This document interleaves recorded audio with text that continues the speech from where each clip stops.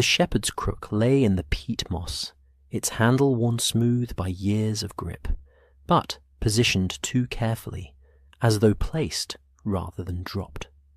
The wood was dry despite the morning dew that silvered every blade of moorland grass around it, and that single detail made Watson pause, his medical bag still in hand, breath misting in the cold dawn air. Somewhere across the expanse of Dartmoor, a curlew called, its cry lonely and descending, and the scent of wet earth mixed with something else, something faintly chemical, like burnt match heads left too long in a drawer. The constable beside him, a ruddy-faced man named Cartwright, whose uniform seemed too new for these ancient hills, shifted his weight and said nothing. His silence had the quality of a man who had already decided what he believed, and would not be persuaded otherwise. Watson knelt, careful not to disturb the surrounding ground, and studied the crook more closely. 3 feet away, the shepherd himself lay crumpled against a standing stone, his face turned toward the eastern sky, as though he had been watching for sunrise. But his eyes held no peace. Whatever expression had frozen there in the final moments suggested terror, yes, but a terror that seemed almost theatrical, the mouth too wide, the hands clutched not at his chest or throat, but flung outward, fingers spread, as though someone had arranged him to tell a specific story. "Found him at first light," Cartwright said finally, his Devonshire accent thick and slow. "Young Tom Bevins, bringing his flock down from the high pasture. Said he heard the hound last night. Said he heard it clear." Watson did not respond immediately. He was looking at the dead man's coat, heavy wool, the kind shepherds wore against the moor's persistent damp, torn at the shoulder in 3 parallel lines. The fabric gaped open, revealing the shirt beneath, and on the wool itself, at the edges of the tear, a faint luminescence lingered even in the strengthening daylight. He had seen phosphorescence before, on certain fungi, on decaying wood in summer forests, but never on wool, and never with this particular greenish quality that seemed to cling like frost that refused to melt. He touched it carefully with one gloved finger. The residue transferred, glowing faintly against the leather. "You'll want to be careful, sir," Cartwright said, and there was something in his voice, not quite warning, not quite satisfaction. "They say the hound's breath does that, leaves its mark." Watson stood slowly, his knees protesting the cold ground, and looked out across the moor. It stretched in all directions, a vast tableland of peat and heather broken by granite tors that rose like ancient sentinels against a sky that couldn't quite decide between grey and blue. The morning mist was lifting in patches, revealing and concealing in turns, and in the distance, perhaps a mile away, perhaps 2, distance being a fluid thing on Dartmoor, a stand of twisted hawthorn marked the edge of Grimpen Mire, where the ground turned treacherous, and the unwary could sink beyond retrieval, beautiful in its desolate way, and utterly indifferent to human fear. "The footprints," Watson said. "Show me where they begin." Cartwright led him 20 paces north, where the peat was softer and took impressions readily. Here, clear as ink on parchment, were the prints of a large dog, larger than any hound Watson had seen in his years with the army, larger even than the mastiffs kept by country estates for show and intimidation. The paw prints pressed deep, suggesting significant weight, and they ran in a straight line toward the standing stone where the shepherd lay. But 15 feet from the body they simply stopped, not faded, not obscured by other marks or disturbed ground, simply ended, as though the creature that made them had been lifted whole into the air. Watson crouched again, examining the last clear print. The depth was consistent with the others. The spacing suggested a running gait, not a leap. And yet, beyond this point, nothing, only unmarked moorland grass and the inevitable sheep tracks that wandered everywhere and nowhere. "Wind took the scent away," Cartwright offered, but his voice held no conviction. "Or it jumped the rest. They can jump, can't they? Big dogs." "They can," Watson agreed quietly. "But not without landing," he thought. "Not without leaving some mark of arrival." He straightened once more and turned his attention to the moor itself, letting his gaze sweep the horizon in the methodical pattern Holmes had taught him years ago. Grid the landscape, note the anomalies, question the absences as much as the presences. To the west, the tor called King's Barrow rose dark against the paling sky, its summit crowned with the remains of a Bronze Age cairn that locals said was haunted by older things than hounds. To the east, smoke rose from Grimpen village, a mile and a half distant, cook fires being lit, daily life resuming despite the night's events. And to the south, there, a flicker of movement, or perhaps the memory of movement, near a cluster of ruins that might once have been a shepherd's hut. Watson watched for a full minute, but saw nothing more. Still, the impression remained. He and Cartwright were not alone on this moor. "Tell me about the others," Watson said. Cartwright's weathered face tightened. "Others, sir. The other sightings, the other incidents. A man doesn't die of fright in isolation, Constable. Fear builds. It is fed. So tell me, what has been feeding it?" A long pause, during which the curlew called again, closer now, and the mist continued its slow retreat. Finally, Cartwright sighed, a sound that seemed to come from some deep and weary place. "Started 3 weeks back," he said. "Old Mrs. Whitmore, walking home from her daughter's farm at dusk, said she saw it on the ridge above Merripit House, a great black shape with eyes like coals. 2 days after that, the Frankland boy, he's simple, mind you, but not a liar, swore he saw it crossing the moor toward Laughter Hall, and said its jaws glowed green, like marsh light. Since then, well, sir, there's been a dozen reports, maybe more, always at dusk or dawn, always near the old Baskerville lands, and always the same description, enormous, black, with that unholy light about its mouth." Watson listened, cataloguing not just the words, but the pattern within them. "And the deaths?" "2 now. Old Samuel Harding, found a week ago near Fox Tor Mire, his heart give out, they said. And now this poor soul." Cartwright gestured at the shepherd. "Both on Baskerville property, both at night, both with that look on them, like they'd seen damnation itself." The Baskerville name hung in the air between them, heavy with history. Watson knew the legend, of course. Holmes had summarized it during their brief meeting in London 3 days prior, before Watson had caught the train west.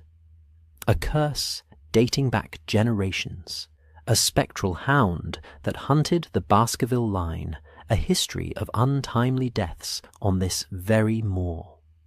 Sir Charles Baskerville, the most recent inheritor, had died of heart failure just 2 months ago, found near the garden gate of Baskerville Hall, with that same expression of terminal fright frozen on his features. And now Sir Henry Baskerville, a young Canadian who had inherited title and estate from his late uncle, was arriving to claim his birthright, arriving into a landscape that seemed determined to tell him he was not welcome. "Where is Sir Henry now?" Watson asked. "Baskerville Hall, sir. Arrived 3 days ago from London. Brought his own man with him, but already 2 of the house staff have given notice. Won't stay on the moor after dark, they said. Can't say I blame them." Watson turned back to the body, considering. The staging of it, the convenient tears on the coat, the phosphorescent residue that would glow in darkness and suggest supernatural origin, the footprints that began clearly and ended impossibly. All of it had the feel of theatre, of a performance meant to convince. But convince whom, and to what end? Holmes's telegram had been characteristically brief. "Baskerville affair requires eyes I trust. You will go? I will follow when threads converge. Observe everything. Assume nothing supernatural. Wire daily. S.H." So Watson had come, arriving in Devonshire the previous evening, taking a room at the Northumberland Arms in Grimpen village, and rising before dawn, when the constable's urgent knock had summoned him to this cold hillside and its carefully arranged horror. "I'll need to examine the body more thoroughly," Watson said, "and I'll want to speak with young Tom Bevins, the shepherd who found him. But first, Constable, a question. Who benefits if Sir Henry Baskerville leaves this place?" Cartwright's expression shifted, something guarded moving behind his eyes. "That's not for me to say, sir." "Then say it anyway." A longer pause. The mist had lifted enough, now that Watson could see Baskerville Hall itself in the distance, a grey stone manor set against the flank of the moor, like a fortress that had lost its war with time. Smoke rose from several chimneys. The house was awake then, and perhaps already aware of this latest death on its doorstep. "There's talk of a cousin," Cartwright said finally. "Distant relation. Lives out on the moor at Merripit House. Name of Stapleton. Naturalist, they say. Studies butterflies and plants and such. Came to Dartmoor 5 years back. Keeps to himself, mostly. But he's been seen about the hall since Sir Henry arrived. Paying calls, being neighbourly. And if Sir Henry were to leave, or prove unable to manage the estate, then I suppose questions might be asked about succession, sir. About who has the next claim." Cartwright met Watson's gaze steadily. "But that's just talk, Dr. Watson. Village gossip. Probably nothing to it." Probably, Watson thought. But Holmes had not sent him to Dartmoor to investigate probabilities. He knelt once more beside the shepherd, this time checking the man's hands, his boots, the position of his limbs, with the careful attention he had learned in Afghanistan and refined in London. The hands showed no defensive wounds. The boots were intact, laced properly, suggesting no struggle or flight. And most telling of all, the man's pockets had not been disturbed, his small leather purse still containing 3 shillings and a few pence. Whatever had killed him, robbery was not the motive. Watson took a small glass vial from his medical bag and carefully scraped a sample of the phosphorescent residue from the torn coat. In London, in Holmes's chemical corner of their Baker Street rooms, this substance might tell a story very different from the legend it was meant to support. The sun had fully risen now, and the moor transformed in its light, still bleak, still vast, but less oppressive, as though daylight restored a measure of reason to the landscape. Watson stood, brushing peat from his knees, and looked once more toward the distant ruins, where he had sensed watching eyes. Nothing moved there now, but he filed the location in his memory none the less. Have the body brought to the village doctor, Watson said. "I'll examine him more thoroughly there, and send word to Baskerville Hall that I'll be calling this afternoon. Sir Henry should know what's happened on his land." "As you say, sir." Cartwright hesitated. "If you don't mind my asking, Dr. Watson, do you believe in the hound? In the curse?" Watson considered the question, choosing his words carefully. "I believe," he said slowly, "that fear is a powerful thing, Constable. It can stop hearts.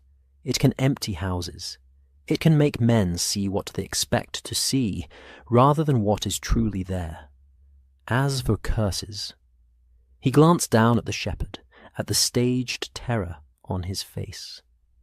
"I believe men make their own curses and call them fate." He turned and began walking back toward the village, his medical bag in hand, the vial of phosphorescent residue carefully secured. Behind him, Cartwright called out instructions to the two men who had been waiting at a respectful distance with a stretcher. The moor stretched away on all sides, empty and ancient, keeping its secrets beneath layers of peat and history. But Watson had learned, in his years, with Sherlock Holmes, that secrets were simply puzzles waiting for patient hands.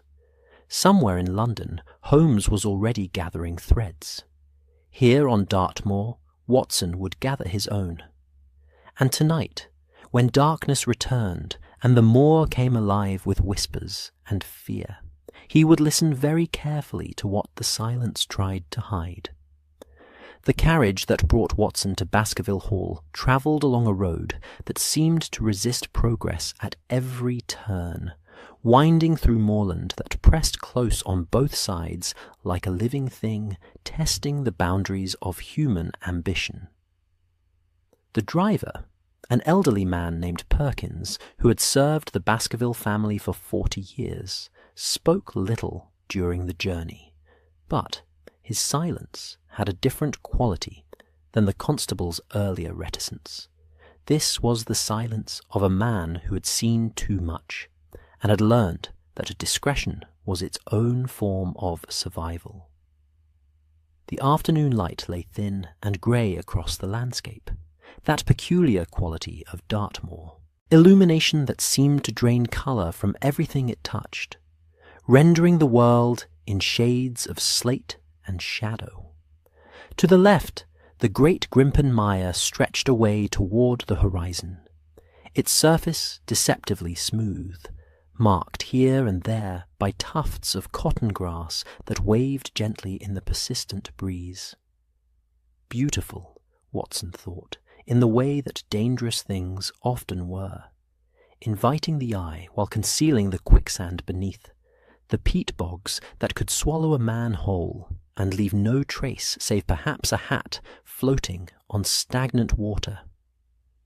To the right, the moorland rose in gentle swells toward the tors, those granite outcroppings that gave the landscape its particular character, ancient, patient, and utterly indifferent to the small dramas of inheritance and fear that played out in their shadows.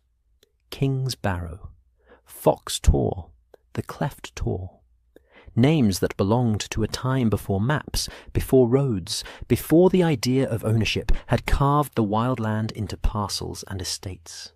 "There, sir," Perkins said, breaking his long silence. "Baskerville Hall." The house emerged from the moor as though it had grown there, rather than been built. Its grey stone walls the same colour as the granite tors, its narrow windows watching the approach, with what seemed like suspicion. It was not a large manor by the standards of English aristocracy, perhaps 30 rooms, Watson estimated, arranged in an L shape around a courtyard that would offer some protection from the wind. But size was irrelevant here. What mattered was presence, and Baskerville Hall had that in abundance. 3 centuries of history pressed down upon its roof like a physical weight, and even in daylight Watson could feel the oppressive sense of legacy that clung to its walls.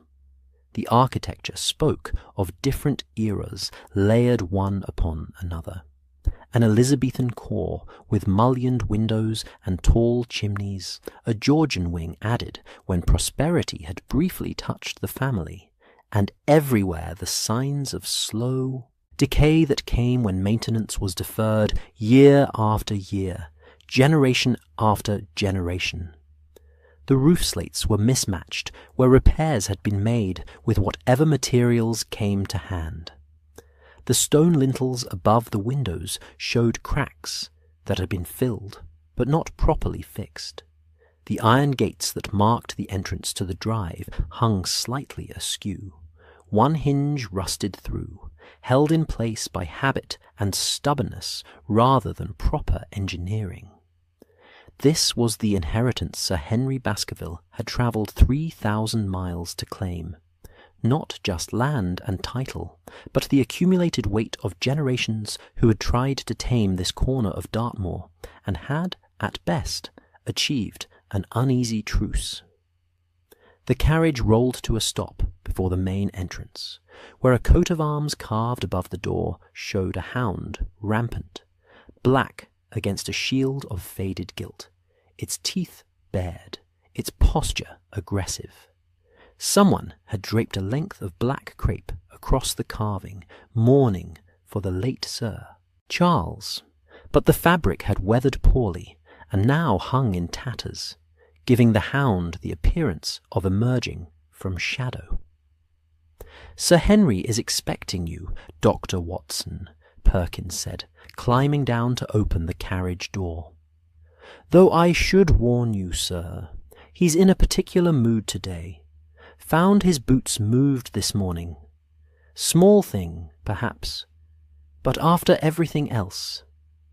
He left the thought unfinished, but Watson understood. In a house where fear had been systematically cultivated, even small disturbances took on outsized significance. The interior of Baskerville Hall matched its exterior, a study in faded grandeur and genteel decline. The entrance hall stretched 40 feet to a carved wooden staircase that split left and right at a landing beneath a stained glass window depicting, inevitably, another hound. This one at rest, its head on its paws, but its eyes alert, watching. The floor was polished oak, scuffed by centuries of boots, and the walls were lined with portraits that climbed toward the high ceiling in double rows. Generations of Baskervilles watching the present, with expressions that ranged from stern disapproval to weary resignation. The smell was what struck Watson most forcefully, a combination of wood smoke, damp stone, old books, and something else, something organic and slightly sweet, like flowers left too long in standing water.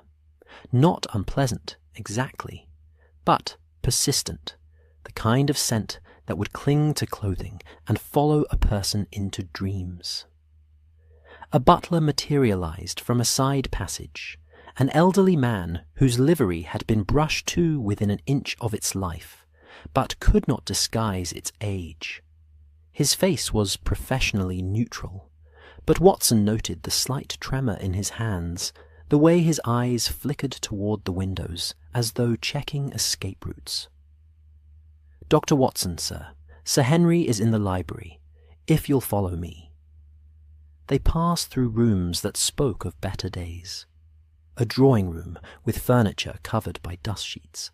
Dining hall with a table that could seat 20, but looked like it hadn't hosted a proper dinner in years. A morning room where the wallpaper had faded in stripes where sunlight once reached, but now seemed unable to penetrate the general gloom. Everywhere the signs of a household running on minimal staff, surfaces dusted but not polished, carpets swept but showing wear, the small accumulated neglects that came when there were too few hands to maintain too large a house. The library occupied the ground floor of the Georgian wing, a long room lined floor to ceiling with books whose leather bindings,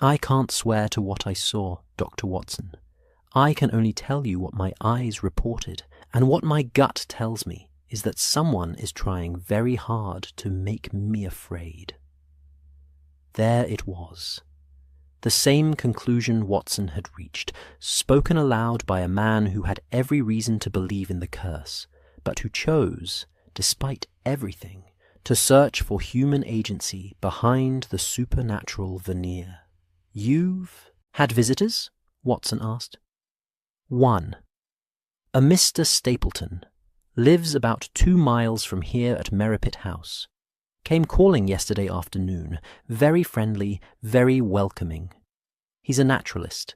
Studies the flora and fauna of the moor. Seemed genuinely interested in helping me settle in. Offered to act as a guide to the local landscape." Sir Henry's expression shifted slightly.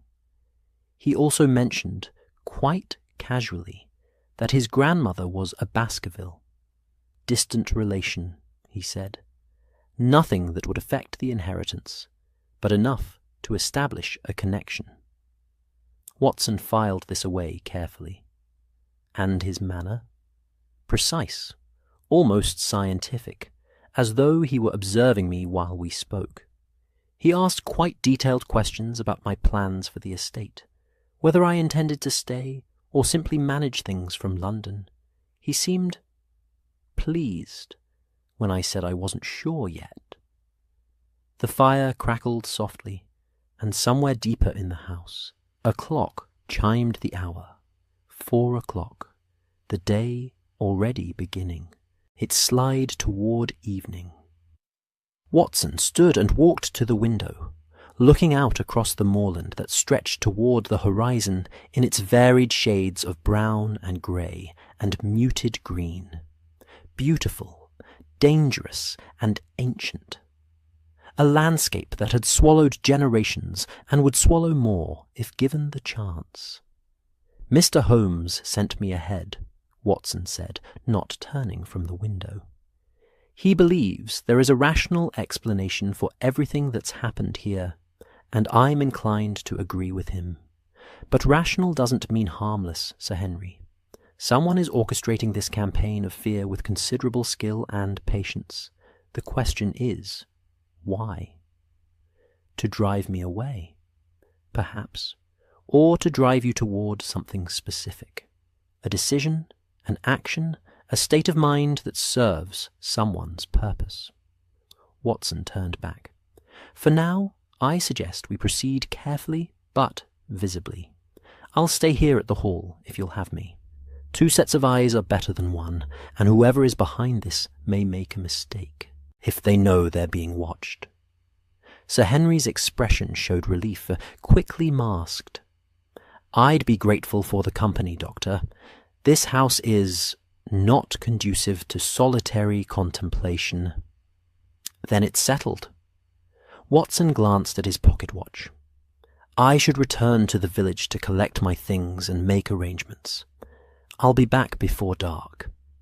In the meantime, Sir Henry, I'd advise you to note anything unusual, no matter how small.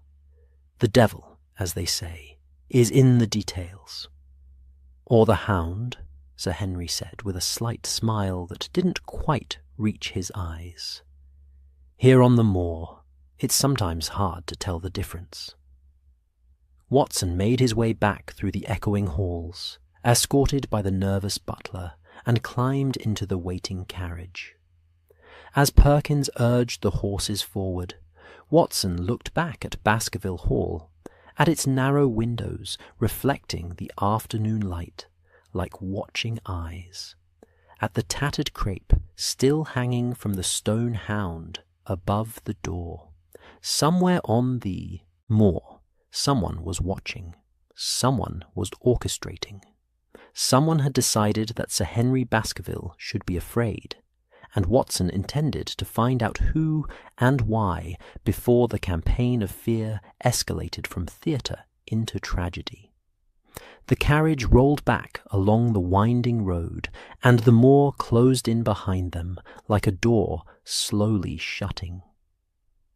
Watson woke to his first full morning at Baskerville Hall with the feeling that the house had been holding its breath all night, waiting for something that never quite arrived. His room was in the eastern wing, a generous chamber with oak panelling that had darkened to the colour of strong tea, and a four-poster bed whose curtains smelled faintly of lavender and thyme.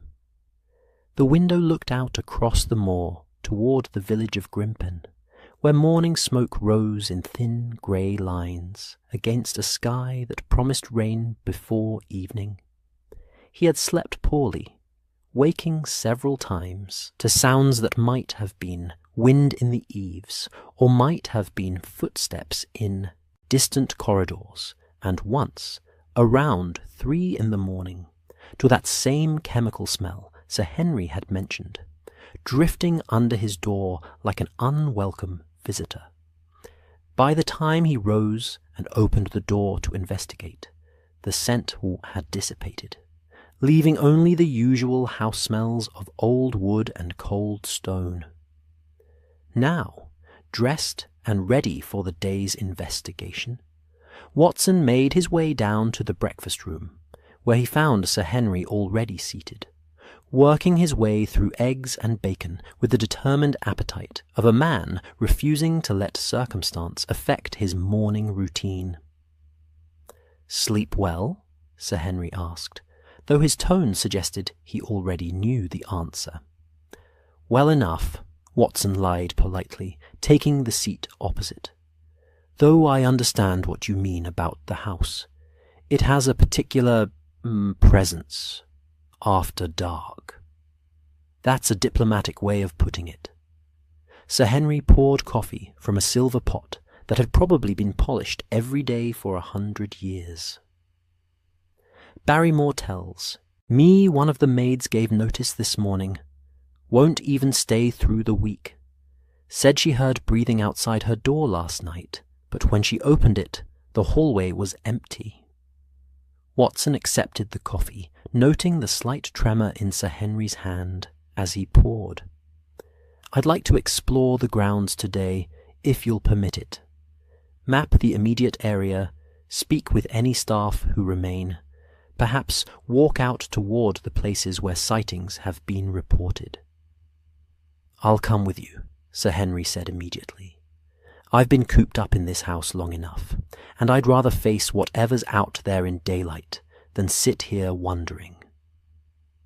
They finished breakfast in companionable silence, and by 9 o'clock they were stepping out into a morning that had the peculiar brightness that comes before a storm, the light sharp and clear, every detail of the landscape rendered in almost painful precision. Watson carried his walking stick and a small notebook for observations, while Sir Henry wore his practical Canadian boots and a coat that had seen genuine wilderness rather than English country lanes. The immediate grounds of Baskerville Hall consisted of perhaps 10 acres of what had once been formal gardens, but had long since reverted to a semi-wild state. The pathways remained, gravel and flagstone winding between overgrown beds where roses fought with brambles for dominance. A sundial stood at the centre of what had been a knot garden, its bronze face green with verdigris, its shadow pointing faithfully toward noon, despite the neglect all around it. "My uncle died there," Sir Henry said quietly, pointing toward an iron gate at the far end of the garden. Just beyond the gate, on the path that leads to the moor. They found him at dawn, sitting against the gatepost as though he'd simply decided to rest and never stood up again. Watson walked slowly toward the gate, observing everything. The gravel showed signs of recent passage, the servants, presumably, going about their duties. But near the gate itself, the ground was different, softer, taking impressions more readily. He knelt, examining the earth with the careful attention Holmes had instilled in him. "What do you see?" Sir Henry asked, standing a respectful distance back. Footprints, several days old, partially washed out by rain. Human, I think, though the definition is poor.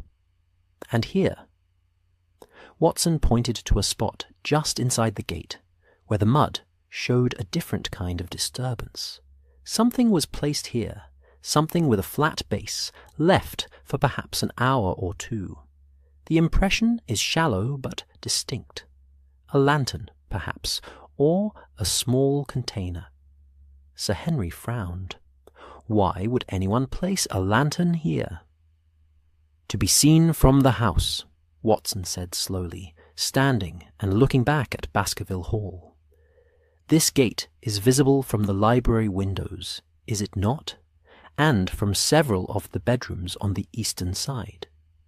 Yes, in fact, from my uncle's study on the first floor, this gate would be in direct line of sight. Watson filed this information carefully. A lantern placed here at night would be immediately visible to anyone in those rooms, would draw the eye naturally, would create a focal point around which imagination could construct all manner of threatening scenarios. They passed through the gate onto the moorland proper, and the change was immediate. The ordered world of the estate giving way to wilderness that acknowledged no human authority. The path was clear enough at first, a track worn by shepherds and estate workers, but within 100 yards it began to fragment into multiple faint traces that branched and rejoined according to logic only the Moor understood. The ground beneath their feet was treacherous in its variety, solid granite here, soft peat there, and always the danger of bog concealed beneath innocent-looking grass. Watson proceeded carefully, using his stick to test uncertain ground, while Sir Henry moved with the confidence of someone accustomed to reading landscape for its hidden threats. There, Sir Henry said, pointing northeast toward a low rise perhaps half a mile distant. That's where I saw the shape last night, along that ridgeline moving from west to east. Watson studied the terrain, calculating angles and sight lines. From Baskerville Hall to that ridge was roughly 800 yards, far enough that details would be obscured, close enough that movement would be clearly visible, especially against the skyline. Perfect distance for suggestion without revelation. "Let's walk there," he said. The journey took 20 minutes, picking their way across ground that alternated between springy heather and treacherous bog edge. Twice Watson tested what looked like solid ground, only to have his stick sink a foot deep into concealed mire, and both times Sir Henry guided them to safer passage with the ease of instinct or experience. The ridge, when they reached it, offered a commanding view of the valley below. Baskerville Hall clearly visible, the village of Grimpen to the south, and in the near distance, perhaps a mile away, a house that could only be Merripit House, where the naturalist Stapleton had made his home.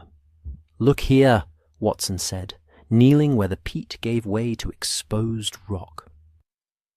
On the granite surface, sheltered from rain by a slight overhang, were scratches, recent, made by metal rather than natural weathering.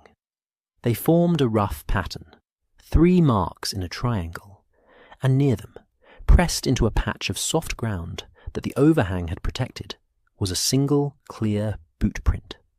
Human, not animal. Size 9 or 10, Watson estimated, with a distinctive wear pattern on the left heel. "Someone stood here recently," Watson said. "Stood for some time, judging by the depth of the impression. And these scratches, they might have been made by the metal base of a mirror, or a lantern with protective cage." Sir Henry's expression hardened. "You're saying someone was up here, deliberately, making themselves visible from the hall?" I'm saying it's consistent with that interpretation. Watson straightened, looking around with renewed attention. And if someone wanted to create the impression of a large animal moving along this ridge, this would be the ideal location, visible from multiple angles, but too far for clear identification. Add darkness, add suggestion, add the weight of legend, and the mind completes the picture. They continued along the ridge, and within 50 yards Watson found more evidence. A second set of scratches, another sheltered spot where someone might have waited, and most tellingly, a length of dark cloth caught on a gorse bush, coarse fabric, black or very dark brown, torn from something larger. Could be from a coat, Sir Henry said, examining the scrap. Or from a covering for an animal, Watson replied. Something to make a large dog appear even larger, to obscure its true shape. He carefully placed the fabric in his notebook. We're being shown a performance, Sir Henry. The question is whether we can trace it back to the performers. They descended from the ridge toward Merripit House, following a path that was better maintained than the ones near Baskerville Hall. The house itself came into view gradually, a low, modern building of grey stone with large windows facing south toward the moor. Smoke rose from one chimney, and as they approached, Watson could see cultivated beds of plants arranged with scientific precision rather than aesthetic appeal. A man emerged from the house before they reached the gate, tall, thin, perhaps 40 years old, with the kind of precise movements that suggested either military training or deeply ingrained self-discipline. He wore rough clothing suitable for field work, and his hands were stained with what looked like plant dyes. His face was sharp-featured, intelligent, with eyes that assessed and calculated even as he smiled in welcome. Sir Henry, he called, his voice cultured despite the rustic setting. And you must be Dr. Watson. Word travels quickly on the moor. Welcome to Merripit House. Watson studied Mr. Stapleton carefully as they shook hands. The grip was firm but not aggressive, the smile warm but not quite reaching the eyes.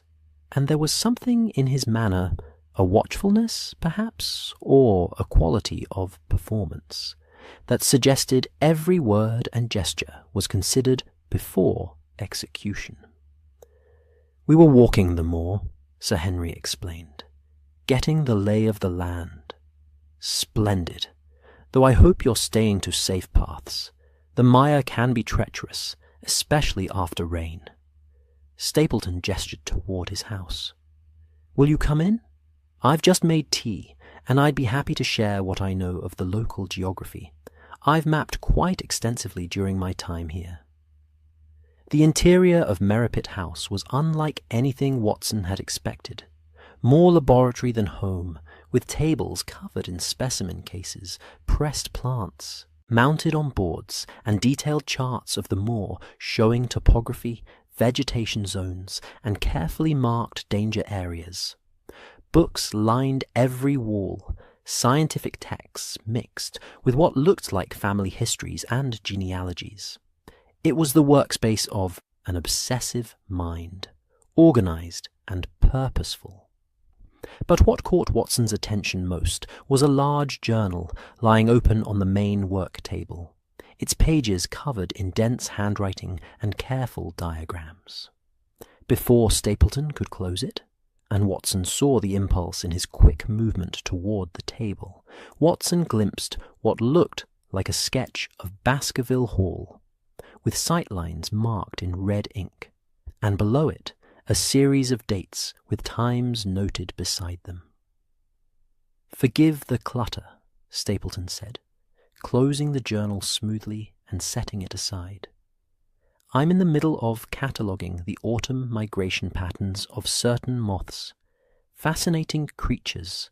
They navigate by moonlight, you know, can be trained, after a fashion, to respond to specific frequencies of sound.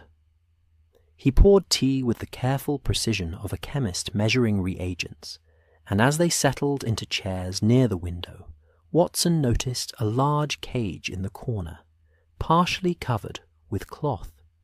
Inside, dimly visible, was a dog, not the monstrous hound of legend, but a sizable mastiff cross, watching them with calm, intelligent eyes.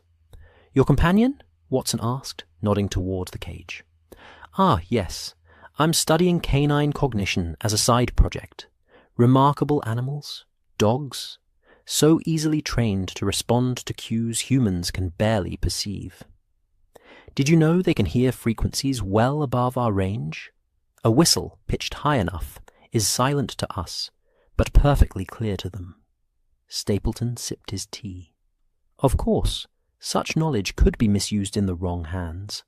One could create quite alarming effects if one wished.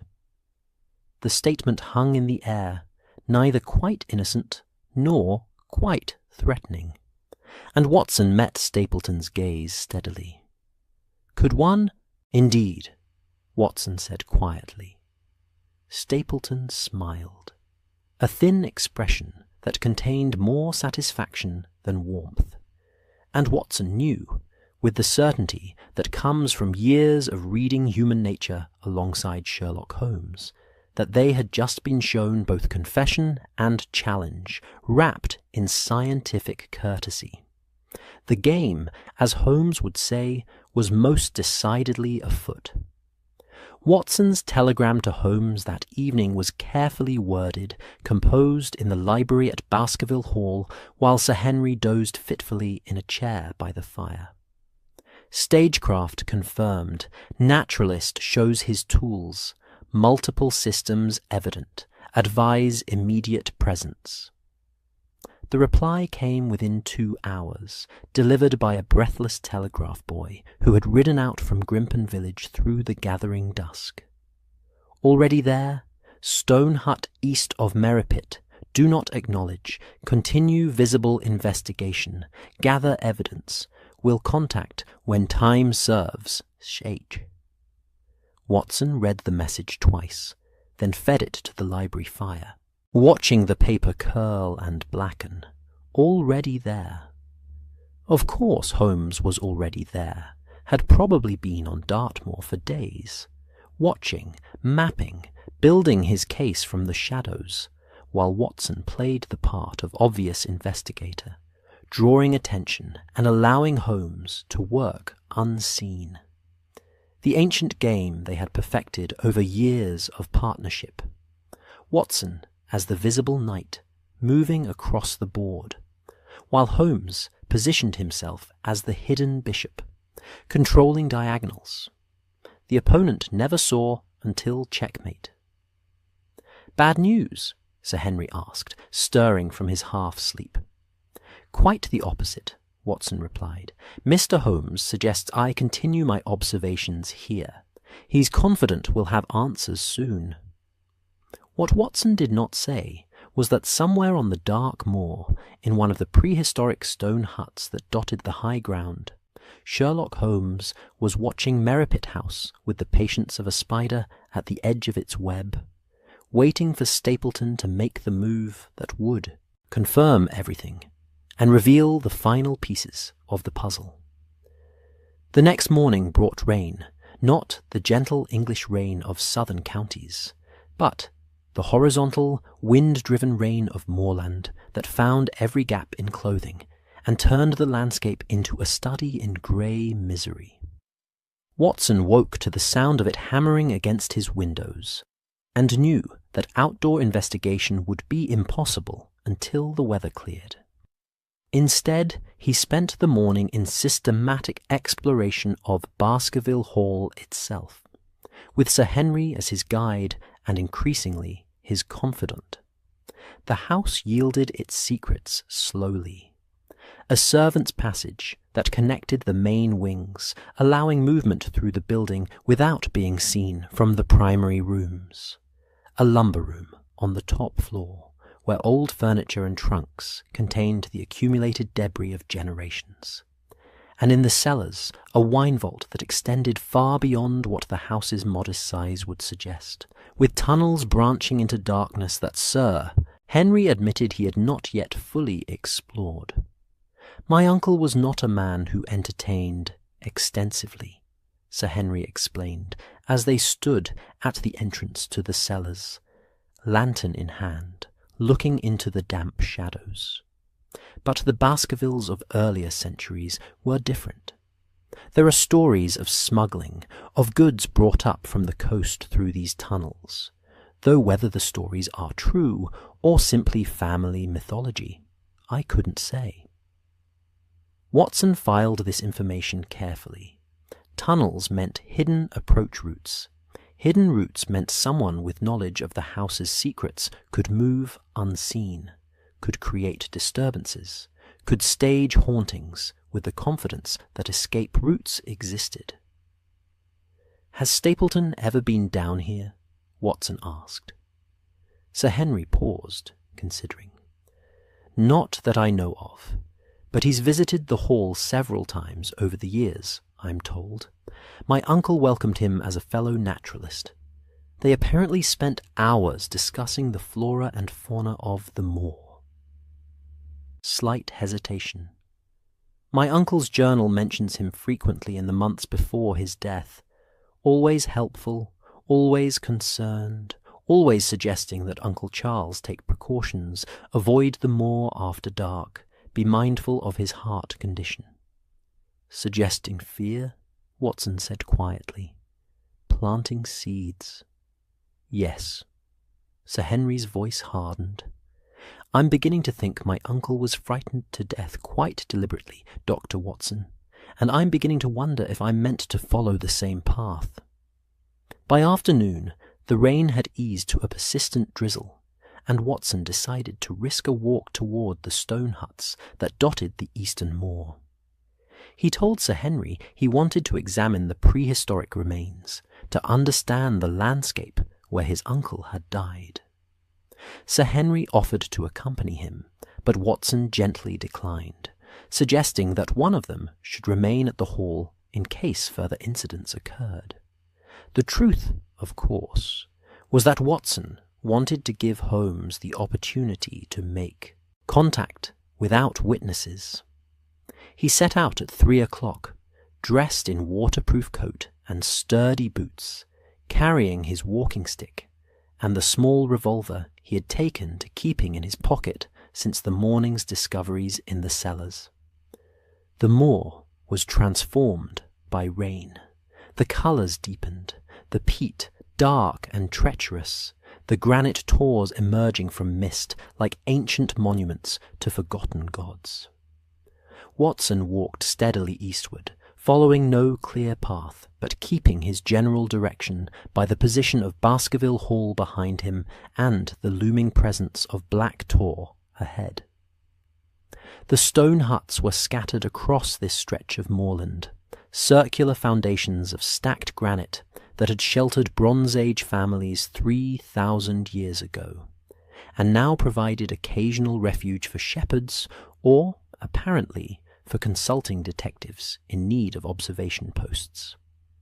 He found Holmes in the fourth hut he checked, a particularly well-preserved structure with walls still standing to shoulder, height and enough roof remaining to offer shelter from the rain.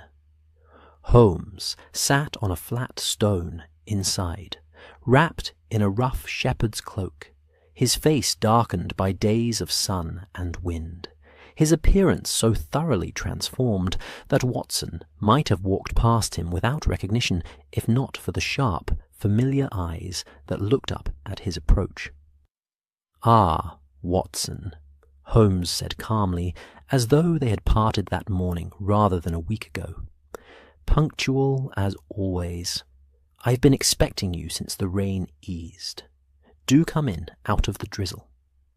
Watson squeezed through the low entrance and settled himself on a stone opposite Holmes, taking in the detective's temporary dwelling.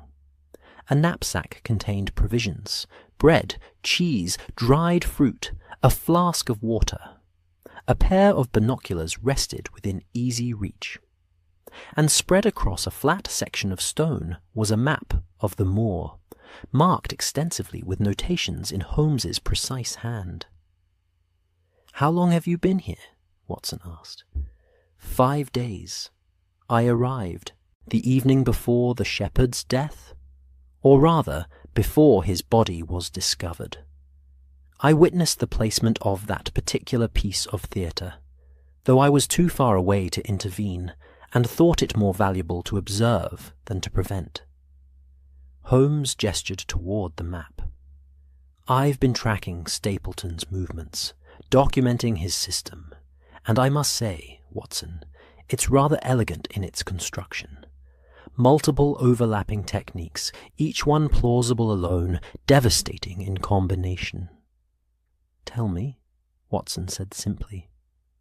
Holmes leaned forward, and despite the rough surroundings, despite the cold and damp, Watson saw the familiar fire of intellectual excitement in his friend's eyes, the look Holmes always wore when a problem was yielding its secrets. "Stapleton is conducting an experiment," Holmes began. "Not merely to drive Sir Henry from Baskerville Hall, though that is certainly his goal, but to prove a hypothesis about the malleability of human perception when fear is properly cultivated. He's documented everything, Watson.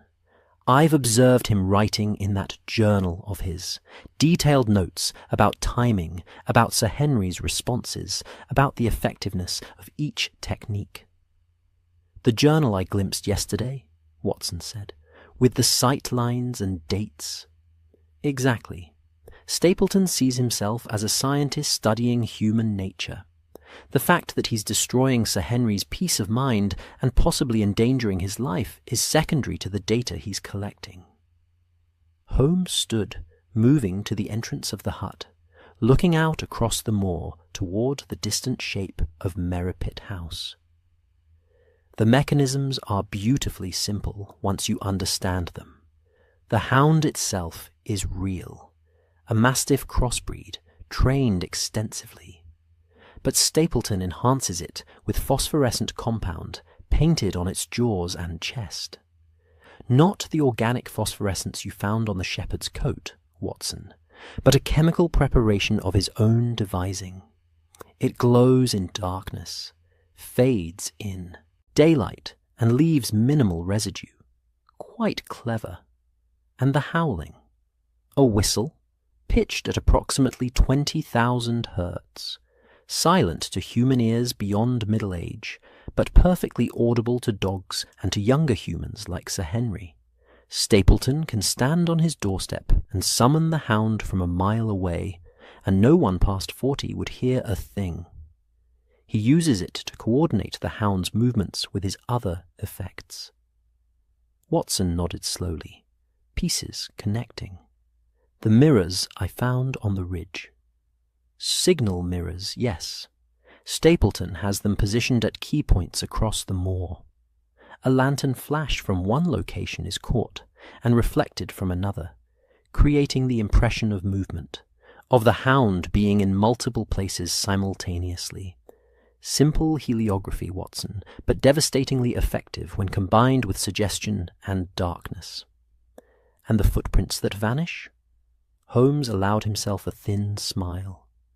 "Ah, that was clever.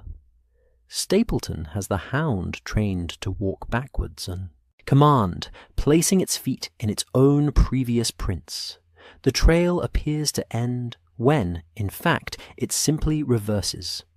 I've watched him practice the technique behind Merripit House. The hound is remarkably well trained." "But why?" Watson asked. "Why go to such elaborate lengths? If Stapleton wants the estate, why not simply challenge the inheritance legally? Because he has no legal standing." Holmes returned to his seat, picking up a small notebook of his own. "I've spent the past 3 days conducting research via telegram to London. Stapleton's claim to Baskerville blood is genuine. His grandmother was, indeed, a Baskerville. But it's a distant connection, through a female line with multiple closer heirs before him. Under normal circumstances, he would never inherit.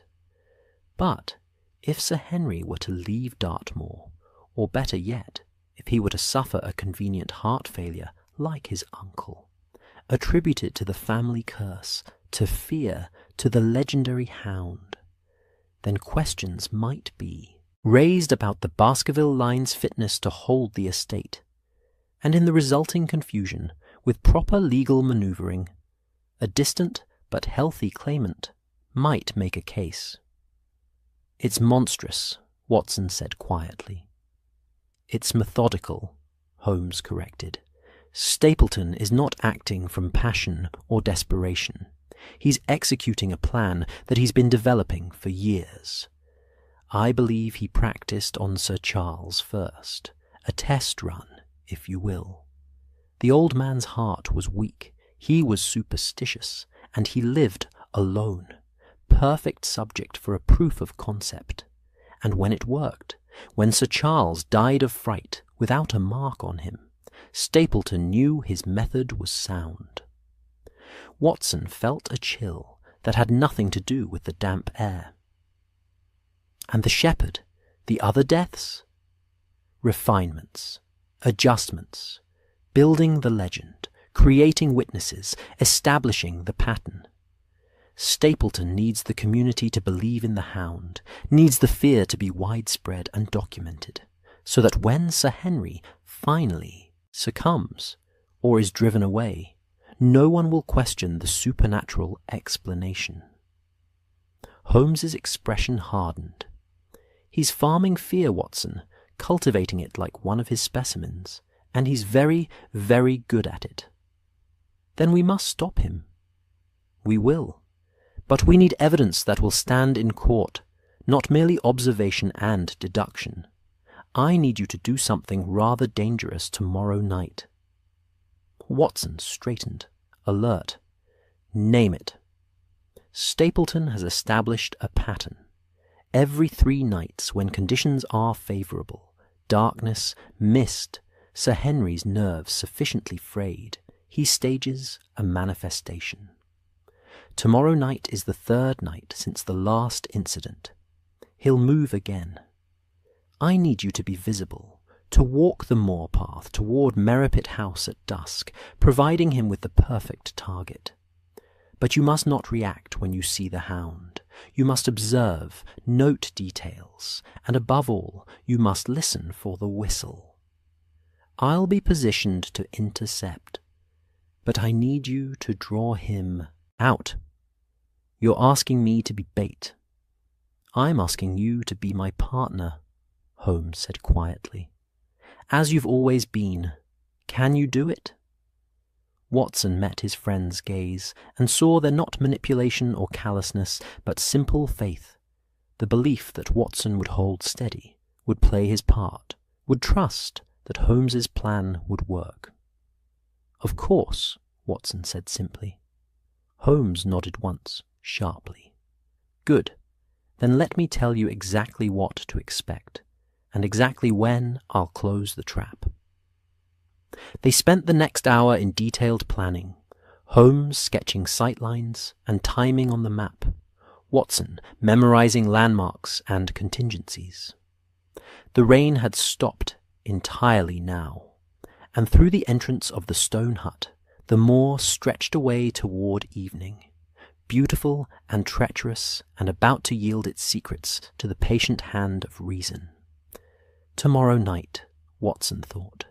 Tomorrow night the legend ends and the truth stands revealed. He just hoped they would both survive to see it. The day passed, with the peculiar slowness of time before action, each hour stretching like warm glass, beautiful and fragile and threatening to shatter under the weight of anticipation. Watson spent the morning affecting normalcy. Breakfast with Sir Henry, correspondence in the library, a brief inspection of the grounds, all while the coming evening pressed against his awareness, like a hand on the back of his neck. Sir Henry sensed Something had shifted, though Watson had told him nothing of Holmes's presence or the plan that would unfold after dark. The young baronet moved through the house with increased restlessness, pausing frequently at windows to stare out across the moor, his hands clenching and unclenching as though preparing for a fight he could not quite identify. "You seem different today, Watson," Sir Henry observed over luncheon, pushing food around his plate without eating. "More settled, somehow, as though you've made a decision." "Perhaps I have," Watson replied carefully. "Perhaps we both have. We've been reacting to fear long enough. Tonight, I think it's time we met it directly." Sir Henry's gaze sharpened. "You're planning something." "I'm planning to take a walk at dusk along the path toward Merripit House. I'd ask you to remain here, Sir Henry. What happens tonight needs to happen without complication, and your presence would provide distraction. You're using yourself as bait." It was not a question. "I'm conducting an experiment of my own," Watson said. "Testing whether the hound prefers convenient victims or whether it might be encouraged to reveal its true nature." He met Sir Henry's eyes steadily. "Trust me, and stay in the house with the doors locked until I return." The afternoon crept forward. Watson cleaned his revolver with methodical care, checked his ammunition, wrote a brief letter to be posted only if he did not return. Simple precautions that felt both melodramatic and entirely necessary.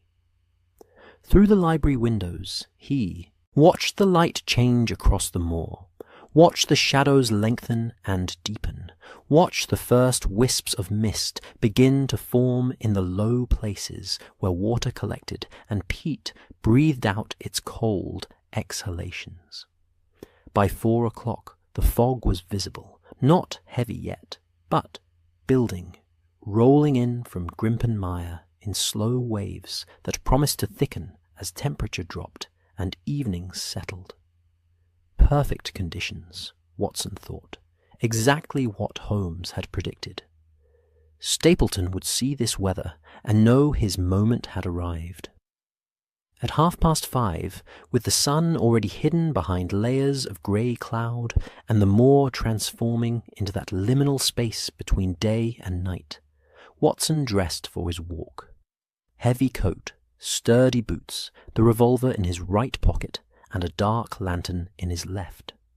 He carried no walking stick tonight. His hands needed to be free. Sir Henry met him at the front door, his face set, with the kind of rigid control that comes from forcing down fear through sheer will. "If you're not back by midnight," he began. "Then send word to the village constable and to Scotland Yard," Watson finished. "But I will be back, Sir Henry. Tonight, one way or another, this business ends." He stepped out into the gathering darkness. The moor had transformed utterly from the daylight landscape Watson had come to know over the past days. The fog lay in drifting layers, thick at ground level, but thinning above, so that the tors rose from it like islands from a grey sea. Visibility shifted constantly, 20 yards of clarity, then sudden walls of mist, then openness again, the landscape revealing and concealing itself according to the wind's whim. Watson walked steadily along the path toward Merripit House, his footsteps quiet on the damp ground, his breathing controlled, all his senses straining for the first sign that he was no longer alone. Holmes would be somewhere ahead and to the left, positioned near the ridge where the signal mirrors had been found. The plan was simple. Watson would provide the visible target, drawing Stapleton's attention, while Holmes moved to cut off escape routes and document the machinery of deception. Simple plans, Watson reflected, had a way of becoming complicated when fear and fog and trained animals entered the equation. He had walked perhaps a quarter-mile from Baskerville Hall when he heard it. Distant at first, then closer, a long rising howl that seemed to come from everywhere and nowhere, the sound rolling across the moor and echoing off the granite tors until it was impossible to judge its source or distance. The legendary cry of the hound of the Baskervilles, manufactured by human malice, but no less chilling for its artificial origin. Watson stopped, forcing himself to stillness, and listened. Beneath the howl, almost inaudible, a high, thin note that made his teeth ache, the whistle, pitched at the very edge of his hearing. So Stapleton was nearby, coordinating his creation, summoning it to performance. The mist thickened suddenly, a wall of grey that reduced visibility to arm's length, and in that sudden blindness Watson heard footsteps, not human, but the soft padding of large paws on moorland turf, coming closer. His hand moved to the revolver in his pocket, fingers closing around its familiar grip, but he did not draw it. Not yet. Holmes had been explicit. Observe, document, wait for the certain moment. The footsteps circled him, moving through the fog with eerie precision, and Watson turned slowly, trying to track the sound, trying to pierce the grey curtain that surrounded him. His heart was beating hard now, the old soldier's response to imminent danger. But his hands remained steady. This was theatre, he reminded himself. Elaborate, dangerous theatre, but theatre nonetheless. The monster was a dog, the glowing jaws were chemistry, and somewhere in this fog was a man with a whistle and a plan that was about to fail. The mist thinned for a moment, and Watson saw it. 20 feet away, emerging from the fog like something from nightmare, was the hound.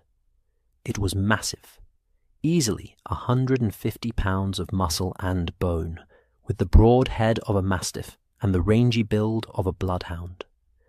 But what froze Watson's breath in his chest was not the size, but the appearance.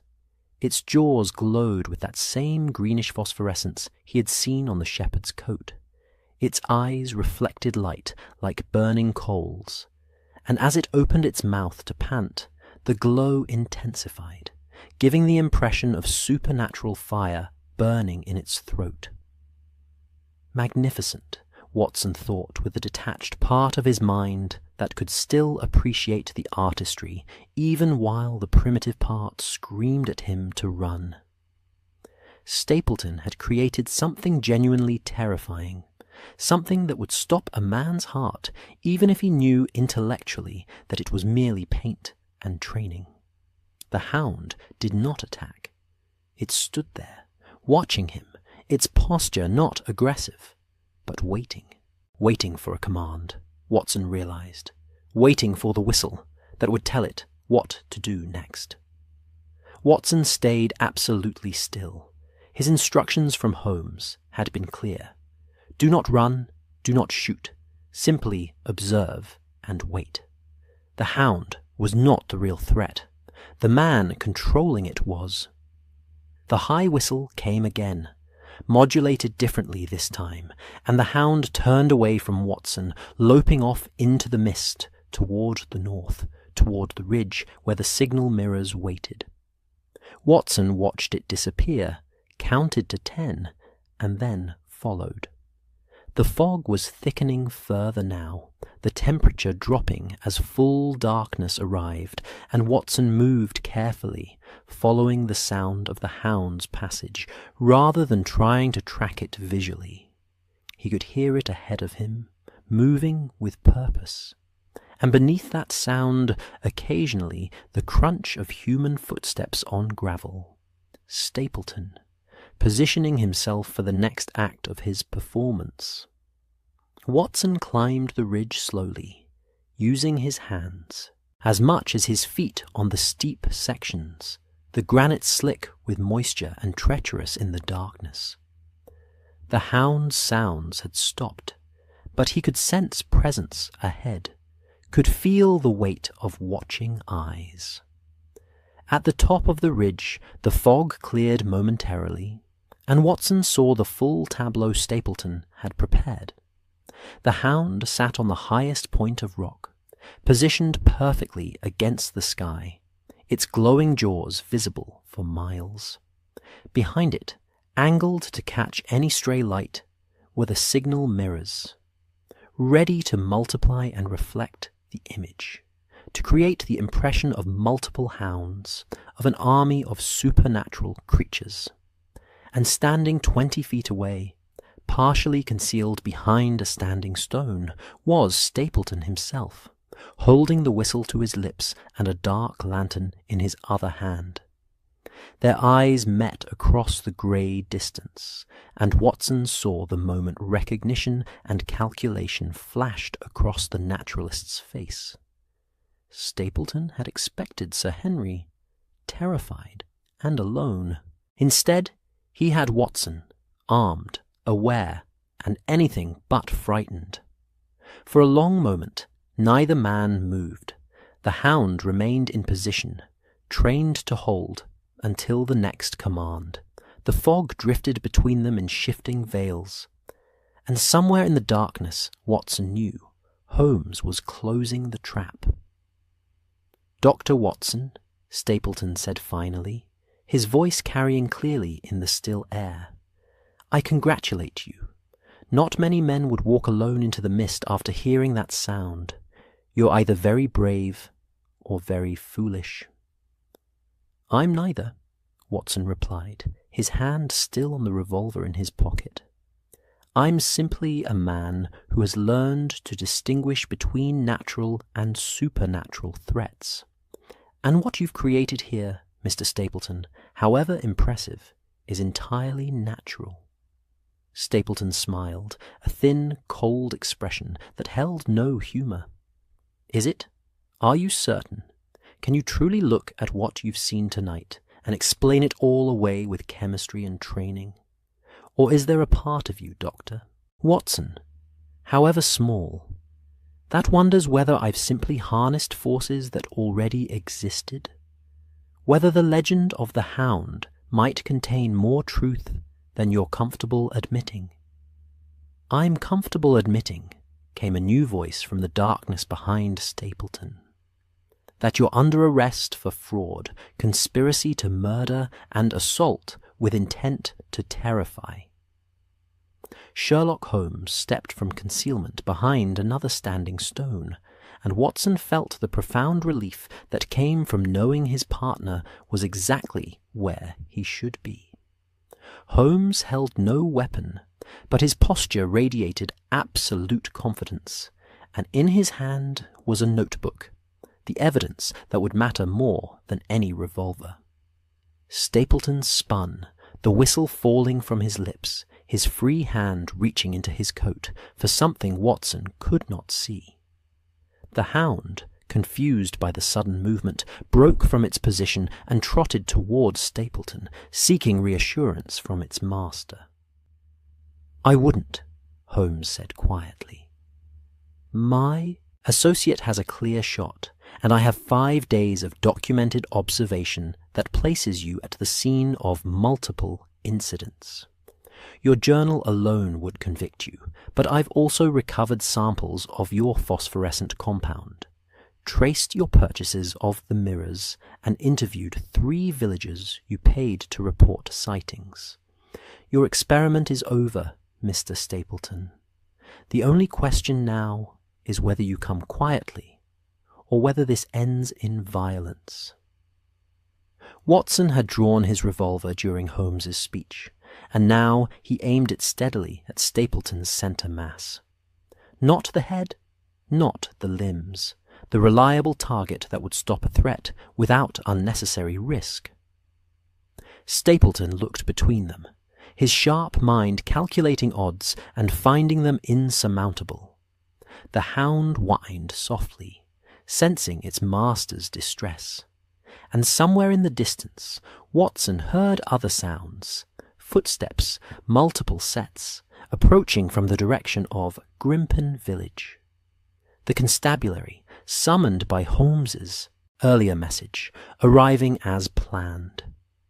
It was perfect, Stapleton said finally, his voice carrying genuine regret. The system was perfect. The fear was self-sustaining. I had proven that human perception could be manipulated as reliably as any chemical reaction. Sir Henry would have left within a month. The estate would have been vulnerable. And I would have demonstrated that the most powerful force in nature is not wind or water, but the story we tell ourselves in the dark.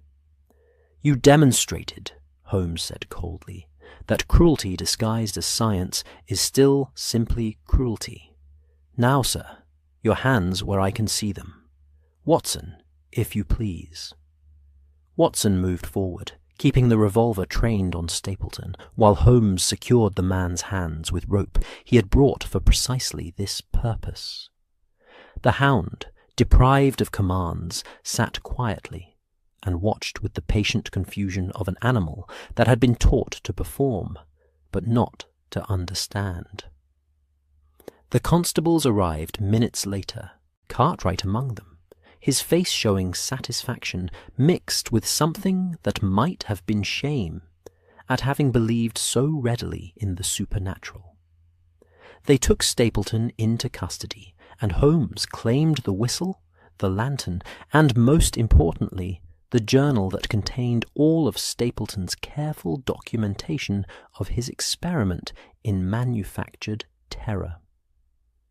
As they descended the ridge toward Baskerville Hall, where Sir Henry waited with questions that would finally receive answers, Watson looked back once at the moor.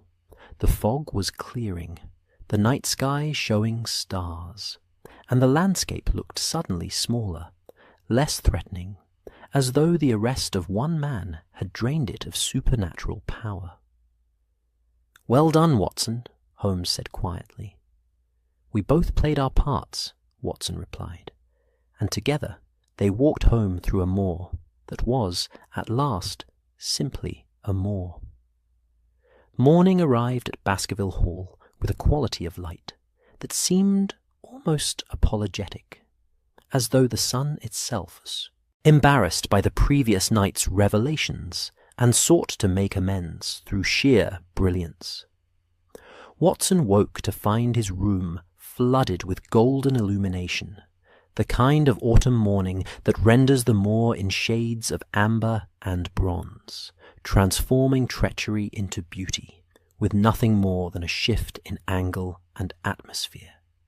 He dressed slowly, his body carrying the familiar ache that came after action, not injury precisely, but the accumulated tension of danger now released, leaving muscles stiff and joints protesting.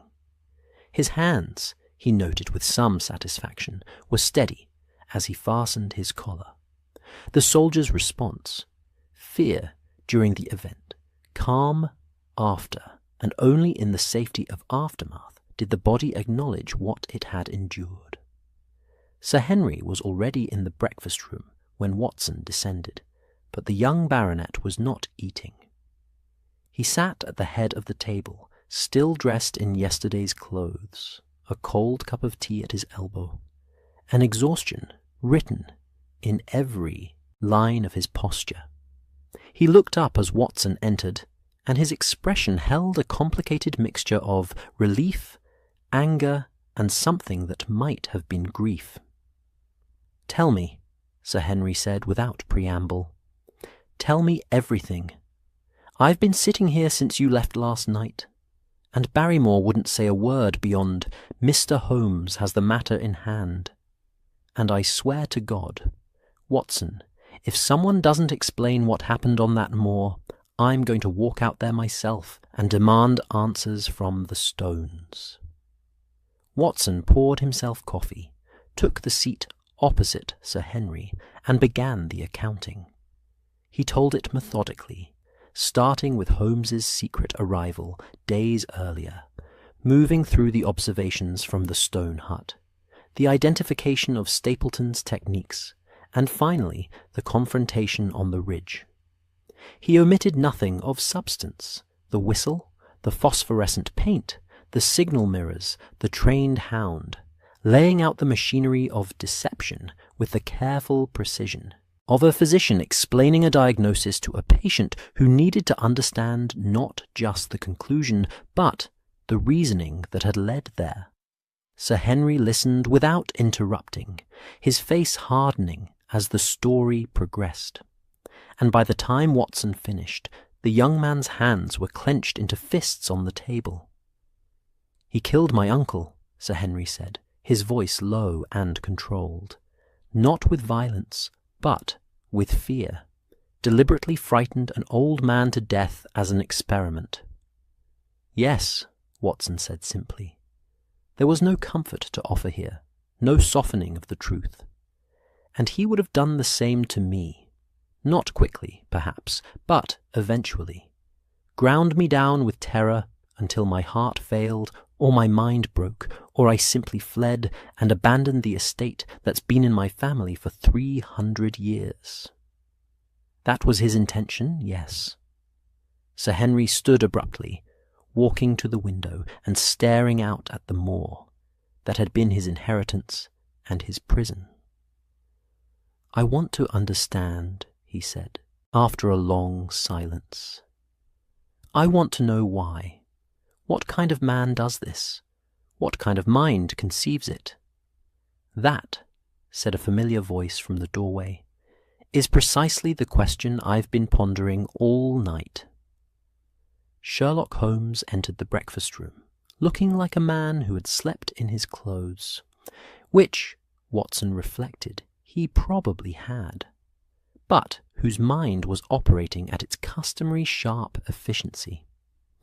He carried a leather satchel that Watson recognized as the one he kept for evidence, and he moved with the focused energy that always followed the successful conclusion of a case. "Mr. Holmes," Sir Henry said, turning from the window, "thank you. I understand I owe you my life, or at least my sanity." "You owe Watson your life," Holmes corrected, taking a seat and helping himself to toast with the casual familiarity of a man too absorbed in thought to observe social niceties. "I merely provided the theoretical framework. He provided the courage to test it under conditions that would have broken most men. But you raise an excellent question, Sir Henry, and I believe I have at least a partial answer." Holmes opened the satchel and withdrew Stapleton's journal, setting it carefully on the table. The leather cover was worn, the pages thick with entries, and even closed. It radiated a sense of obsessive documentation that made Watson uncomfortable. "I spent the remainder of last night reading this," Holmes said. "All of it. Every entry from the first page 5 years ago to the final notation from yesterday afternoon. And what emerges is the portrait of a man who is, in his own twisted way, entirely sincere. Stapleton genuinely believes he is conducting valuable scientific research. He sees no moral dimension to his actions, only empirical observation and hypothesis testing." Sir Henry moved back to the table, drawn despite himself. "That's madness." "No," Holmes said quietly. "It's something potentially more dangerous than madness. It's the complete absence of empathy wrapped in the language of scientific inquiry. May I read you something from the first entry?" Without waiting for permission, Holmes rarely did. He opened the journal to the beginning and began to read aloud. "I have secured residence at Merripit House with the intention of conducting longitudinal research on the malleability of human perception under conditions of sustained psychological pressure.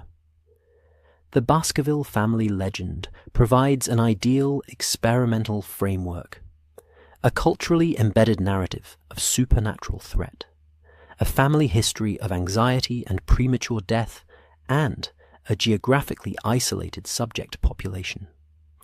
My hypothesis: that fear, properly cultivated, can be made self-sustaining, requiring minimal ongoing intervention once initial conditions are established. My methodology will combine elements of classical conditioning, perceptual manipulation, and social reinforcement. The dependent variable is the subject's decision to abandon the hereditary estate. The independent variables are multiple, and will be refined during the experimental period. Holmes closed the journal and looked up. That's the opening entry. Scientific language, clear hypothesis, proper methodology. He's not a madman raving in the dark, gentlemen. He's a trained researcher who has decided that ethics are merely obstacles to knowledge. Watson felt a chill that had nothing to do with the morning air. And my uncle was his first subject. Sir Charles was his proof of concept, Holmes confirmed. The entries regarding him span 18 months. Stapleton began with subtle interventions, encouraging his superstitions, sharing carefully edited local legends, suggesting that the late-night walks Sir Charles took for his heart condition might be dangerous. Then escalated to staged sightings, distant howls, and finally, the full manifestation on the night of his death. Stapleton documented everything. Sir Charles's increasing anxiety, his changes in behaviour, his withdrawal from social engagement. And when Sir Charles died of heart failure on the Moor path, Stapleton recorded it as conclusive proof that psychological manipulation can produce measurable physiological outcomes. Sir Henry's face had gone pale. He writes about my uncle's death, like it was a successful experiment? Precisely like that, Holmes said. Because to Stapleton, that's exactly what it was.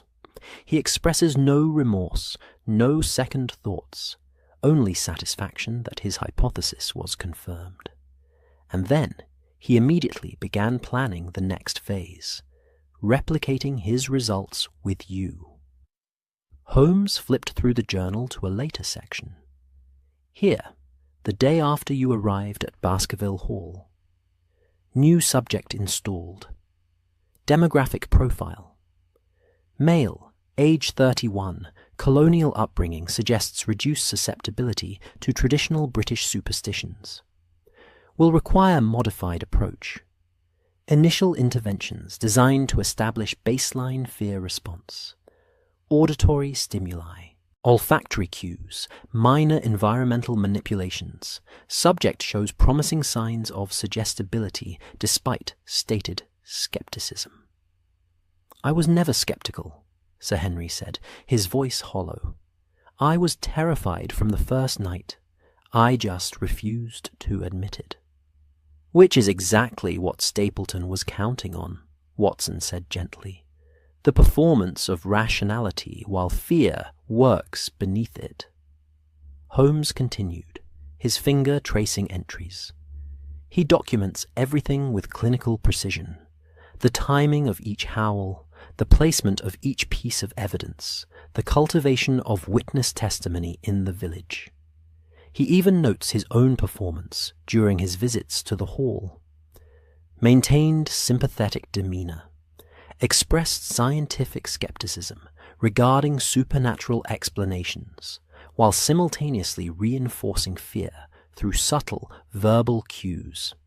Subject responded well to presence of educated authority figure who validates concern while offering no practical solution. He was playing both sides, Watson observed. The rational friend who understood your fear and the hidden architect creating it. The perfect gaslighting, Holmes agreed. And throughout it all, he's documenting not just his actions, but his rationale. He writes extensively about the philosophy underlying his research. Apparently, he believes that human behavior is entirely mechanistic, that free will is an illusion, and that demonstrating this through controlled experiments would represent a major scientific breakthrough.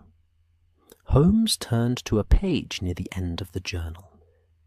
This entry is from 3 days ago, after he visited you and met Watson. New variable introduced. Associate of subject has medical and potentially investigative training. Must assess threat level. Consider accelerating timeline or incorporating new element into experimental design. The presence of observer creates interesting opportunity to demonstrate robustness of fear-based manipulation even under conditions of heightened scrutiny.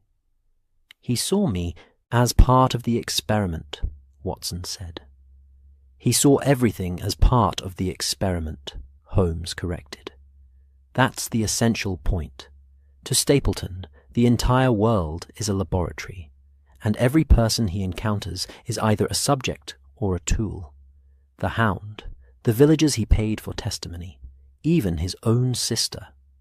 Holmes paused, glancing at Sir Henry. You met her, I believe? Briefly, Sir Henry confirmed. She seemed frightened of him. With good reason. Holmes withdrew another document from his satchel, this one official-looking with the seal of the Devonshire Constabulary. I had a long conversation with Miss Stapleton this morning after her brother was taken into custody. Her real name is Beryl Garcia. She's not his sister but his wife, brought from Costa Rica 5 years ago, and kept in virtual imprisonment at Merripit House. He forced her to participate in his schemes, threatened her with deportation, and worse if she refused, and used her as another variable in his experiments.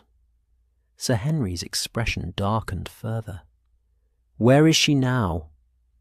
Under protective custody in Grimpen, and she'll be provided passage to relatives in London once the legal formalities are concluded. She's suffered quite enough. Holmes closed the journal with a decisive snap. Which brings us to the question of what happens next. He'll stand trial, Sir Henry said flatly, for my uncle's murder, if nothing else. The legal situation is complex, Holmes admitted. Murder requires proving intent and causation, and Stapleton never physically harmed Sir Charles. He created conditions that led to heart failure, but proving that in court will be challenging. However, the case against him for fraud, conspiracy, endangerment, and false imprisonment of his wife is quite solid. I expect he'll spend a considerable time in prison, though perhaps not as long as we might wish. Watson leaned back in his chair, processing everything. The mechanics of the deception were clear now, documented in Stapleton's own hand. But something still troubled him, some element that didn't quite fit the pattern. The shepherd, Watson said suddenly, the man who died the morning I arrived, that wasn't just staging. That was an actual death. How does that fit Stapleton's clinical approach? Holmes's expression grew even more grim. The shepherd's death was, according to Stapleton's notes, an unexpected but valuable data point. The man apparently suffered from an undiagnosed heart condition. When Stapleton staged one of his manifestations near where the shepherd was working, the combination of the glowing hound and the high-frequency whistle triggered a cardiac event. Stapleton found the body, posed it to maximum effect, and recorded the incident as confirmation that fear response can prove fatal even in subjects not formally enrolled in the experimental protocol. "Dear God," Sir Henry said softly. "Quite," Holmes agreed. "It's that entry, more than any other, that convinced me of Stapleton's fundamental inhumanity. He discovered a dead man, and his first thought was not to seek help or show respect, but to arrange the corpse for theatrical impact and document the results. Silence settled over the breakfast room, heavy and uncomfortable. Outside, the moor stretched away in the morning light, beautiful and indifferent, already forgetting the small human drama that had played out across its ancient stones. Finally, Sir Henry spoke.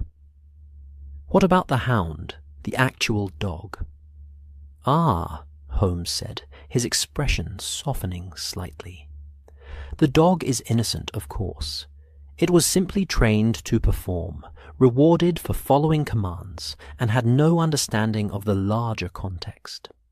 I've arranged for it to be taken in by a farmer near Grimpen, who has experience with large breeds. With proper care and retraining, it should make someone an excellent companion." "Good," Sir Henry said. "At least something in this whole wretched business deserves a second chance." Watson stood, moving to the window where Sir Henry had stood earlier, looking out at the landscape that had seemed so threatening just hours before. The moor hadn't changed, he reflected. The granite tors still rose against the sky. The mire still concealed its dangers beneath innocent-looking grass, and the wind still carried the scent of peat and heather. What had changed was understanding. Fear had been replaced by knowledge, and the supernatural had dissolved into the merely mechanical. "Will you stay?" Watson asked, turning back to Sir Henry. "At Baskerville Hall, I mean. Now that you know the truth." Sir Henry considered the question, his gaze moving around the room, taking in the portraits of ancestors, the weight of history, the accumulated inheritance that was both burden and birthright. "I think I must," he said finally. "Not despite what happened, but because of it. Stapleton wanted to prove that fear could drive me away, that legend and manipulation were stronger than reason and will. If I leave now, even knowing the truth, doesn't he win? Doesn't his experiment conclude successfully?" "A valid point," Holmes observed. "Besides," Sir Henry continued, a slight smile touching his features for the first time that morning, "someone needs to reclaim this place, restore it, fill it with life instead of fear, turn it into a home rather than a stage for someone else's twisted research. I think that's what I'll do. Not as a Baskerville fulfilling duty, but as Henry Baskerville choosing his own path." Watson felt unexpected warmth at this declaration. "Then you'll need friends," he said. "Holmes and I would be honoured to visit from time to time. Help with the restoration, both practical and spiritual." "I'd like that very much," Sir Henry said simply. Holmes stood, gathering his satchel and preparing to depart. "I must return to London. Several other matters require attention. But Watson is right, Sir Henry. This house has been a laboratory. Long enough. Time to make it a home." They shook hands, three men who had faced fear together, and emerged not unscathed, but understanding. And through the window the moor looked on with its ancient patience, waiting, as it always had, for the next story to unfold across its timeless stones. The train to London departed Grimpen Station at 2:30 in the afternoon, and Watson stood on the platform beside Holmes, watching the final preparations with the particular melancholy that always accompanied the end of a case.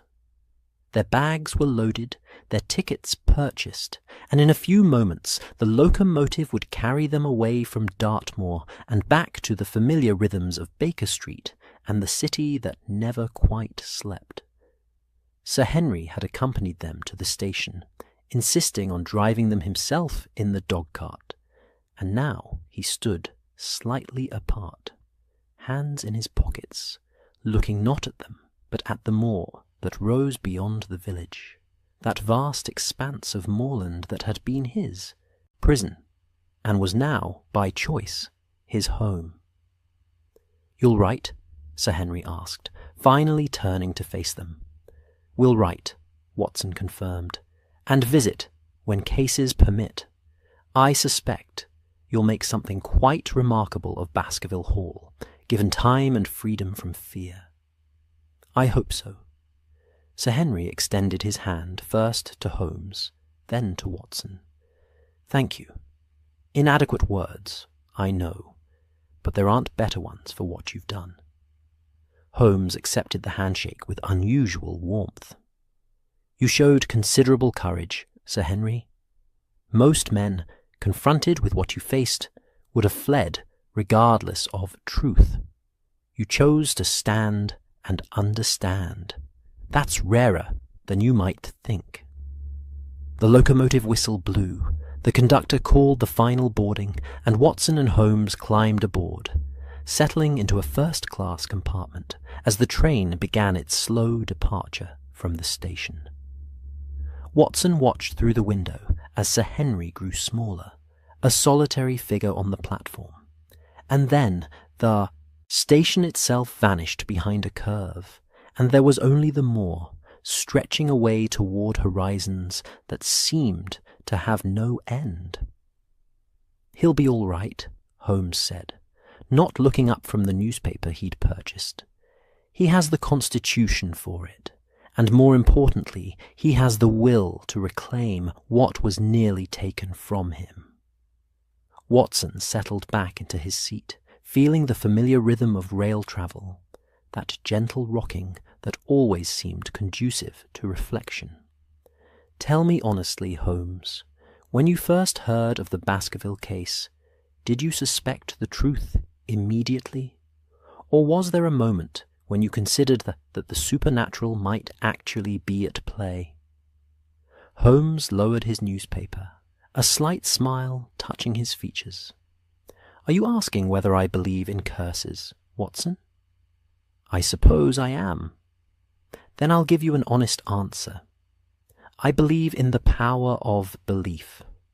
I've seen men die from hexes that had no physical component, beyond their own conviction that death was inevitable. I've seen communities destroyed by superstitions that were entirely self-fulfilling. The line between supernatural and psychological is often thinner than rationalists like to admit." He folded the newspaper precisely. "But in this case, no. The moment I learned that a distant relative with scientific training had taken up residence near the estate just as the manifestations began, I knew we were dealing with human agency rather than spectral hounds. The only question was methodology. And Stapleton's journal confirmed everything. The journal was a gift, frankly. Most criminals have the good sense not to document their crimes in exhaustive detail. But Stapleton's need to frame his actions as research to justify them through the language of science meant he created the evidence of his own guilt. Holmes paused, his expression growing more thoughtful. "That journal will be studied for years, I suspect. Not just as legal evidence, but as a psychological document. What drives a man to that degree of detachment from human suffering? Is it innate or learned? Can it be identified early, prevented, treated?" "Philosophy questions," Watson observed. "Medical questions," Holmes corrected, "and you're better equipped to answer them than I am. You've seen men's minds break under stress, seen what trauma and isolation can do to moral reasoning. Is Stapleton mad, in the clinical sense? Or is he simply an extreme example of a type of person who exists more commonly than we'd like to acknowledge?" Watson considered this as the train carried them through the moorland, the landscape already beginning its transformation from the wild uplands toward the more cultivated countryside that surrounded the approaching towns. "I think," he said slowly, "that Stapleton represents what happens when intellectual curiosity becomes divorced from empathy. He's not mad in the sense of being unable to distinguish reality from delusion. He knew exactly what he was doing, understood cause and effect, predicted our outcomes with considerable accuracy. But somewhere in his development, the part of him that should have said, "This is wrong," simply never formed, or was deliberately suppressed. A chilling thought. Yes, Watson agreed, because it suggests that education and intelligence are no protection against inhumanity. That one can be brilliant and methodical and still be monstrous. They fell silent, each absorbed in his own thoughts, and the train rolled on through the autumn afternoon. The moor gave way to farmland, farmland to villages, villages to the outskirts of larger towns, and gradually the landscape took on the character of southern England, gentler, more domesticated, marked everywhere by human habitation and cultivation. Watson dozed briefly, the rhythmic motion of the train and the exhaustion of the past days finally claiming him, and when he woke, it was to find dusk settling across the countryside, and Holmes reading by the compartment's lamp, absorbed in what appeared to be a monograph on chemical compounds. "Nearly there," Holmes said without looking up. "Another hour to Paddington." Watson stretched, his body protesting the confinement of train travel after days of walking the open moor. "What's next for you? Another case waiting?" "Always another case," Holmes said, but there was satisfaction rather than weariness in his tone. "A matter of forged paintings, I believe. Considerably less dramatic than Glowing Hounds, but with its own elegance. And you? Will you write this one up for your readers?" Watson considered. "I think I must. Not immediately, perhaps. Let some time pass. Let Sir Henry settle into his new life without the immediate reminder. But eventually, yes. The story deserves telling, if only as a reminder that the most dangerous monsters are the ones we create ourselves." "A sobering moral," Holmes observed. "Your readers may prefer the Afghan adventures." "Perhaps," Watson acknowledged. "But this case taught me something, Holmes. Taught us both, I think. That fear is a weapon as dangerous as any knife or gun, and that the deliberate cultivation of terror is perhaps the cruelest form of violence, because it leaves no visible wound, provides no physical evidence, and destroys from within rather than without." Holmes closed his monograph, giving Watson his full attention. "Well said, and you're quite right. This case was unique in that regard. Stapleton didn't want to murder Sir Henry directly. He wanted to make Sir Henry murder himself, through fear and despair. A more subtle cruelty, and in some ways a more complete one." The train began to slow as they approached the outskirts of London, and through the windows Watson could see the familiar landmarks of the city appearing. The gas lamps beginning to glow in the gathering darkness, the smoke from countless chimneys, the dense warren of streets and buildings that marked civilization's triumph over wilderness. "Home," Watson said, feeling the words' weight and comfort. "Home," Holmes agreed. "Where the fog is merely weather, the sounds in the night are cab wheels and delivery wagons, and if there are hounds, they're pulling carts and begging for scraps rather than glowing in darkness to terrify the living." They gathered their bags as the train pulled into Paddington Station, the platform crowded with evening travellers, the air thick with steam and coal smoke, and the particular energy of London at the day's end. A hansom was found, their bags loaded, and soon they were rattling through familiar streets toward Baker Street, and Mrs. Hudson's inevitable fussing over their absence. As they crossed Hyde Park, Watson looked back toward the west, toward where Dartmoor lay beyond the horizon. And he thought of Sir Henry alone in Baskerville Hall, beginning the slow work of reclaiming his inheritance from fear. Thought of the Moor itself, ancient and patient, already forgetting the small drama that had played across its stones. Thought of Stapleton in his cell, still believing, probably, that his research had been sound, even if its conclusion had been interrupted. And Watson thought of the hound, just a dog, trained and confused, now being retrained to be gentle, rather than terrifying, learning that the world held kindness as well as commands, treats as well as whistles pitched too high for human ears. Some monsters, Watson reflected, could be saved. Others could only be stopped. The cab turned onto Baker Street, and the familiar door of 221B appeared, lamplit and welcoming. Mrs. Hudson was indeed waiting, scolding and smiling in equal measure, and within minutes Watson was settled in his chair by the fire, a cup of tea in hand, listening to Holmes sort through a week's worth of correspondence with running commentary on the incompetence of various police inspectors and the decline of interesting crime in the modern age. Normal, safe, home. But that night, before sleep came, Watson sat at his desk and wrote the opening lines of a new story, one that would be titled The Hound of the Baskervilles.